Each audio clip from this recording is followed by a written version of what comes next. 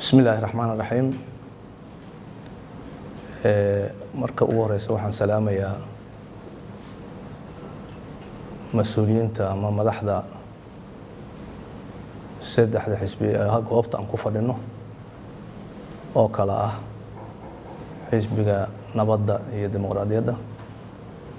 ee uu hogaamiyo mudane Cabdullaahi Sheekh Xasan iyo xisbiga midnimada iyo dimuqraadiyadda Soomaaliyeed oo hogaamiyo mudane Salaad Cali Jelle. salaan kadib waa idinkaga mahad celinaynaa bahda saxaafadda goobjooga ah oo nagala qayb galaya maanta war saxaafadeedkan aan rabno inaan ku wajahno duruufta siyaasadeed ee dalkeena maanta ka jirta iyo tallaabooyinka la qaaday mar dhow ee horumarka leh ee ay u aayi karto ummadda Soomaaliyeed. waxaan ka bilaabaynaa shirka shala ka furmay magaalada Jabuuti ee Jamhuuriyadda Jabuuti aan walaalaha nahay ee u furmay labada wafdi ee heerka sare ah ee dowladda federaalka Soomaaliyeed ama Jamhuuriyadda Federaalka Soomaaliyeed iyo Somaliland wadahadalladaas oo muddo taagnay oo aan shaqaynin oo gogosha uu dhigay madaxweyne Ismaaciil Cumar Geelle madaxweynaha Jamhuuriyadda Jabuuti ee aan walaalaha nahay ayna dadaal badan ku bixiyeen saaxiibada Soomaaliya oo ay ugu horeysa dowladda Mareykanka kana qayb galay ra'iisul wasaaraha Itoobiya oo isaguna hindisahaas qayb ka ahay. waa markii ugu horeysay oo wafdi culayskaas leh qaranka Soomaaliyeed ka socda oo shirkaas tago waana guul u soo hoyatay ayaan qabnaa ummadda Soomaaliyeed ee afka Soomaaliya ugu hadasha ama u dhalatay qowmiyadda Soomaalida meel kasta joogan.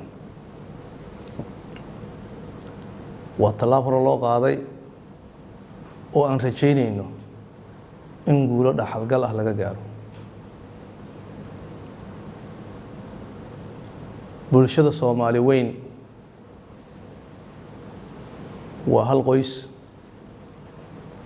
oo wadaaga dhaqan, hiddo, diin, luqad iyo dal.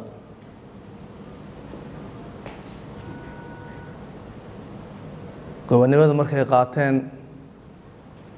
oo Jamhuuriyad Soomaaliya la yiraahdo ay ku midoobeenna mugdiyo ayaa kala galay aan hadda gadaal loo raacayn oo cidna aan lagu eedayn. duruufo dhacay oo siyaasadeed bay ahaayeen oo Soomaaliya oo dhan ku dhacay. marka garawsho iyo in la israali gareeyo waxay ka mid tahay hab dhaqanka siyaasadeed ama dhaqanka Soomaaliyeedba.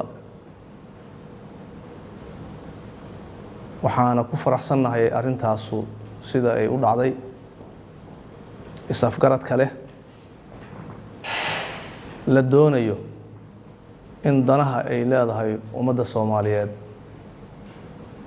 guul laga gaaro. waa la isku dayi jiray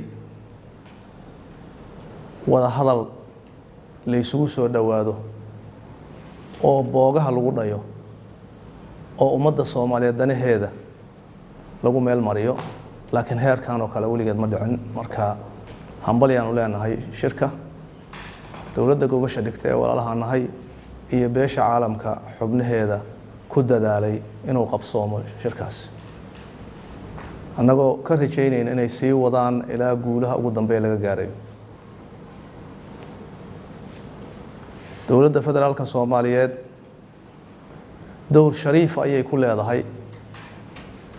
sababtoo ah hoggaanka ayay ku xiran tahay in ummadda guulaheeda la tacbo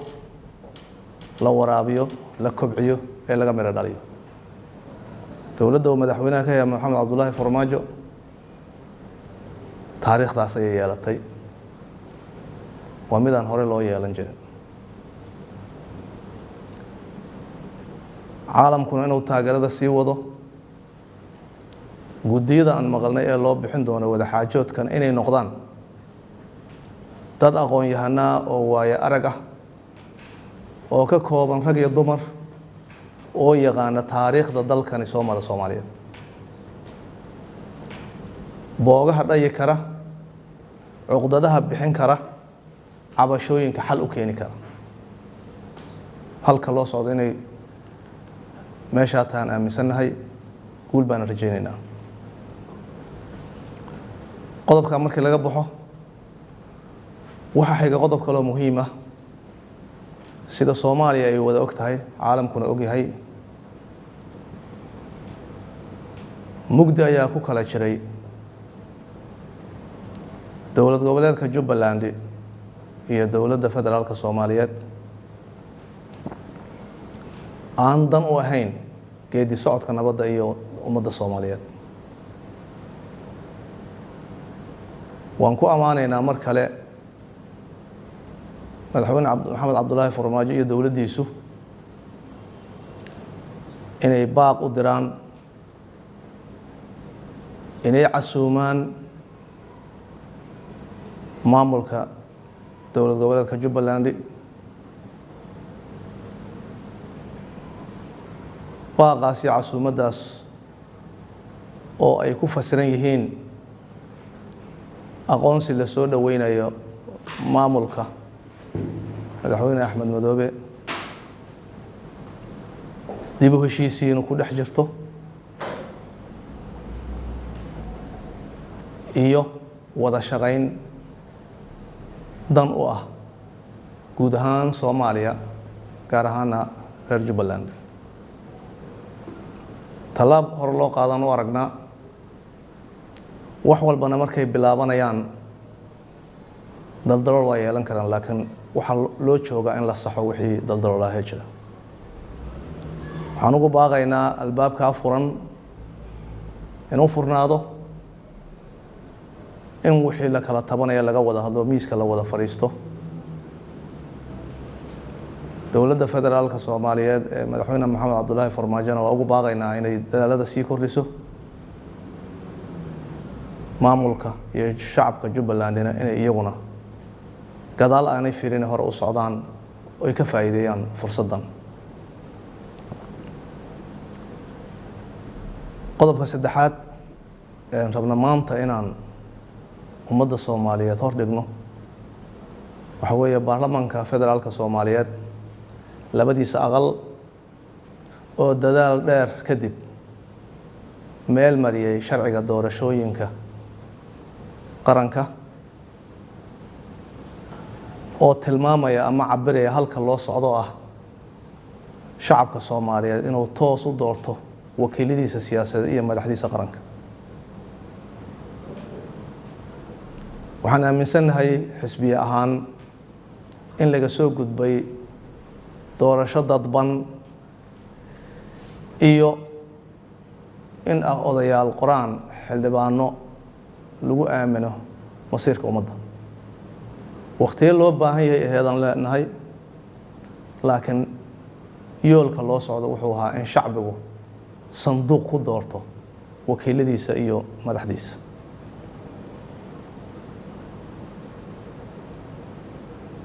waa guul kale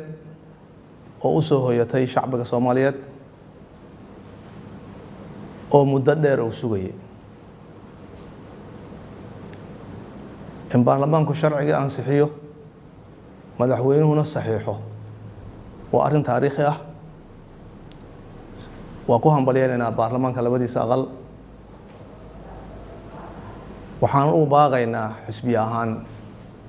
inay sii wadaan oo dhammaystiraan habraaca ka dhiman sharciyada doorashooyinka dalka inay dedejiyaan si doorasho qof iyo cod ay dalkan uga dhacdo qodobkaas isagana hoostan ka xariiqaynaa saaxiibadayga dambe faahfaahi doona waxa laga sugayo baarlamaanka labadiisa aqal waxa kamid ah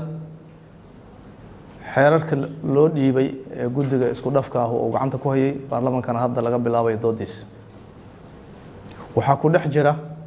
matalaadda siyaasadeed ee ummadda gobolka Banaadir ay xaq u leedahay oo ka maqnaa muddo dheer inay matalaad yeelato ummaddaas waxa kaloo ku dhex jira oo aan ku baaqaynaa in aan la kala reebin in mar uun la qeexo lana caddeeyo maqaamka caasimadda Muqdisho ee ummadda Soomaaliyeed ugu showa waa xambaarsan yihiin labadaas oo kala reeb ma lahan waxaan rajaynaynaa in baarlamaanku arrintaa meel mariyo wax kala ma ahina gogoshaada quruxso sharaf u yeelo waaye waa caasimadda dalka iyo ummaddeedii intaa markaan ka gudbo waxaan rabnaa beesha caalamka ee hiil iyo hool la garab taagneed ummadda Soomaaliyeed ee dowladaba inaan uga mahad celino dadaalada ay nagu garab taagan yihiin mar walba ee la xiriira arrimaha amniga siyaasad loo dhan yahay arrimo bulsho iyo dhaqaale oo baahi iyo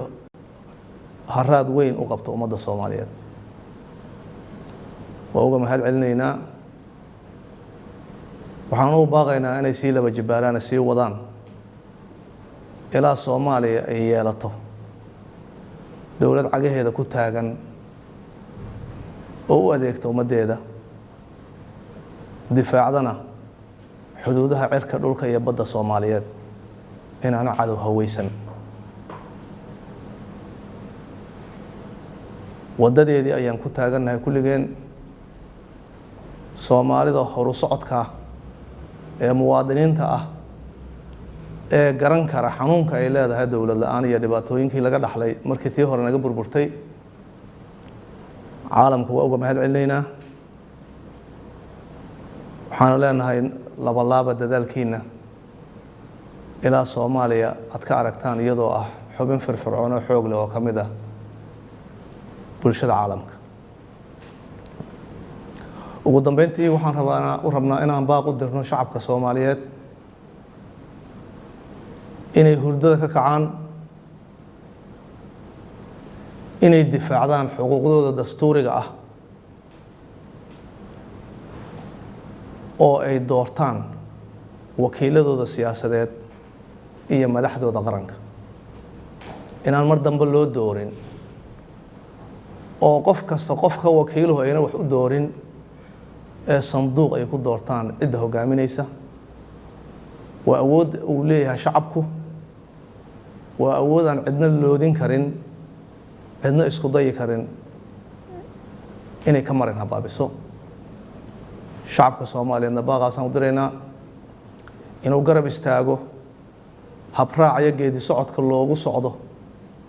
ama looga gol leeyahay in dalka ay ka dhacdo doorasho qof iyo cod dimuqraadiyadda iyo xuquuqul insaanka iyo cadaaladda ee sinaantu halkaasay jiraan ma jiraan qof xukun raba ee danihiisa gaarka raba inuu shacabka Soomaaliyeed ku orkacsado ku adeegto berita markuu codkiisa helana aanu wax u qaban ee asoo ku danaysto qabyaaladu dalkan waa soo dilootay sad bursi iyo cadaalad darro waa soo diloodeen duruuf adag iyo waqti adag baa la soo maray logana soo gudbay waxaan rajaynaynaa shacabka Soomaaliyeed oo inaad awoodiina qaadataan doorkiina cayaartaan si aad u heshaan dowlad xasiloon oo idin adeegto oo idin shaqaysa idinka oo la wada leeyahay ee koox ama qof gaar ah ayna lahayn aad baad u mahadsantihiin. Assalaamu calaykum waraxmatullaahi wabarakaatuh.